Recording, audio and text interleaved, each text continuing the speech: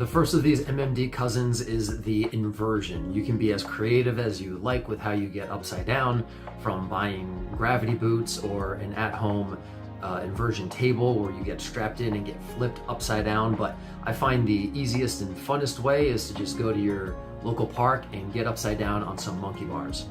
There's something cosmically blissful about just hanging upside down and looking at the ground or at a tree or hill in the distance or up into the early evening dusk sky. There's just something religious about it, focusing on your breaths and seeing just how long reasonably you can hang upside down for. Inversions can also be a great technique for relaxing your shoulders, especially if you can do it with a pair of gravity boots. Just hang upside down, hold onto the bar, and allow the weight of your body to pull your shoulders down. So naturally relaxed posture that will allow you to perform a lot of other activities better. In fact, even some of the best street skateboarding I've ever done in my life was after making a lifestyle habit of hanging upside down and allowing that weight to just pull my shoulders down into that relaxed state. I also like doing my inversions into something I call Fibonacci flips, which come from the rotational sequence that reminds me of the pi ratioed shape a seashell makes. The last grab you see me jumping into here takes all the compression out of what my back would be negatively feeling, which is something you can sort of feel leaving your body, going down out the legs and out through the feet in this motion.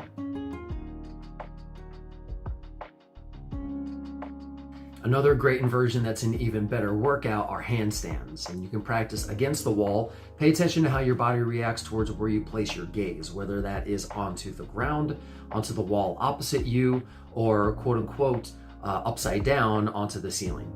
It helps doing your handstands on a flat tiled floor so you can easily tell just how far apart your hands are placed from the center, as well as just how equal they're placed laterally. And then after some practice, you can take your stationary handstands into handstand walking and focusing on mirroring the movement positioning of your hands while you're walking, making sure to exhale between every third step while you're walking. For some inspiration and to see what's possible in the visually stunning world of stationary handstand inversions, check out the professional hand balancer Miguel Santana at Miguel Hand Balance. One of the most admired, craziest, and frankly oldest professional big wave surfers in the world, Laird Hamilton, is a firm believer in inversions. He aims to spend nearly 20 minutes a day hanging upside down. Another inversion side note, Leonardo da Vinci was the very first person who realized that the human eyeball is a camera obscura that inverts the image of whatever it is you see before your brain later reverts that image and shows it to you, quote unquote, normal.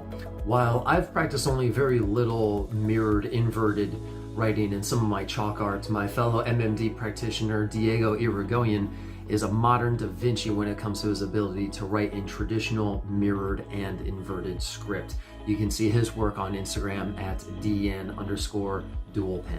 And as a side note, just to set the record straight on the nature versus nurture perception of ambidexterity, something of which exists on a spectrum, my fellow MMD practitioners, EBA Jeremy, Michael Avery, Catherine Coe, Diego Irigoyen, and myself, we all grew up, quote unquote, right-handed before later switching over to the MMD lifestyle later in life, mostly while in our 20s.